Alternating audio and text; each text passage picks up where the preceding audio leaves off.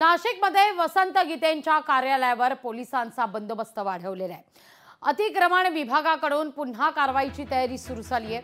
शिवसेना उद्धव बाळासाहेब ठाकरे पक्षाच्या शाखेवर मनपाकडून पुन्हा हातोडा मारला जाणार आहे। न्यायालयात अतिक्रमण कारवाई विरोधात सुनावणी पार पडली। आता 22 जुलैला पुन्हा सुनावणी होईल।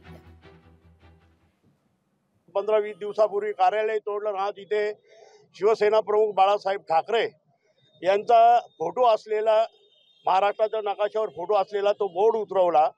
खरं तर आपण यांना लाज वाटायला पाहिजे का निवडणुकीला बाळासाहेबांचा फोटो लागतो आणि ह्या ठिकाणी बाळासाहेबांचा फोटो असलेला यांनी आज बोर्ड उतरवला। खऱ्या अर्थाने दुःखाची गोष्ट आहे।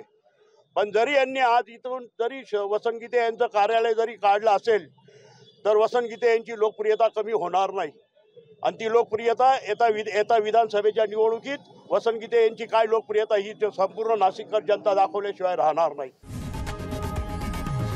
लोकशाही मराठी ऐका, पहा, जागरूक रहा।